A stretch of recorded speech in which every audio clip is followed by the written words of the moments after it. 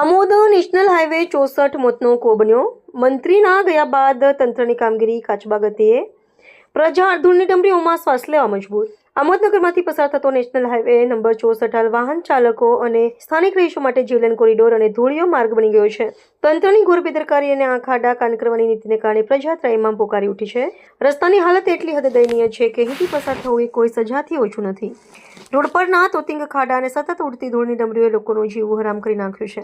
છતાં જવાબદાર તંત્રના પેટનું પાણી પણ હાલતું નથી. સૌથી મોટો અને શરમજનક પ્રશ્ન છે કે શું આ લોકશાહીમાં સુવિધાઓ માત્ર નેતાઓ અને મંત્રીઓ માટે જ અનામત છે? સ્થાનિકોમાં પ્રબળ રોષ ભભૂકી રહ્યો છે કે તાજેતરમાં જ્યારે મંત્રીશ્રીનો કાફલો અહીંથી પસાર થવાનો હતો ત્યારે તંત્રએ રાતોરાત જાગીને પાણીનો છંટકાવ અને સમારકામનું નાટક રચ્યું હતું.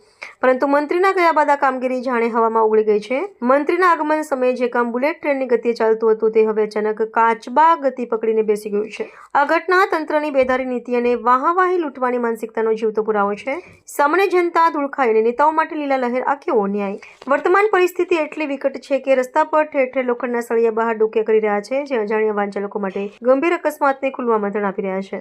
એક તરફ ઉડતી ધૂળથી શ્વાસ લેવો મુશ્કેલ બન્યો છે અને વિઝિબિલિટી શૂન્ય થઈ ગઈ છે, તો બીજી તરફ બહાર નીકળેલો સળિયાઓ ટાયર ફાટવા અને જીવલેણ અકસ્માતોનું કારણ બની રહ્યા છે. છતાં તંત્ર પાણી છાંટવાની સામાન્ય તસ્દી પણ લેતું નથી. પ્રજાની સહનશક્તિનો હવે અંત આવી રહ્યો છે. લોકોની સ્પષ્ટ અને ઉગ્ર માંગ છે કે તંત્ર કુંભકર્ણની નિંદ્રામાંથી જાગે અને તાત્કાલિક ધોરણે રસ્તા પર નિયમિત પાણીનો છંટકાવ કરે તેમજ જોખમી કામગીરી યુદ્ધના ધોરણે પૂર્ણ કરે. જો તંત્ર કોઈ મોટી હોનારતની રાહ જોઈ રહ્યું હોય તો આ સર્વિસ રોડ 2 વર્ષથી એટલું બધું બેકાર છે કે બાઇક જવા માટે બી મુશ્કેલીથી નીકળવું પડે છે. કે કંઈક ગટરમાં પડે કોઈનો હાથ પગ ભાંગી જાય એવું અહીંની જે સ્થાનિક લોકો માટે બી બહુ પ્રોબ્લેમ છે. ત્યાં આ લોકો આ વાત પર કોઈ નગરપાલિકાવાળા ધ્યાનમાં લેતા નથી. હવે એની ઉપર કોઈ એક્શન લો તો સારી વાત છે. મારું નામ છે MB પંડ્યા. વ્યસન મુક્તિ અભિયાનનો પ્રમુખ છું. ગુજરાત રાજ્ય કર્મચારી સખાવટી મહામંડળનો પણ હું પ્રમુખ છું અને ટ્રસ્ટી પણ છું.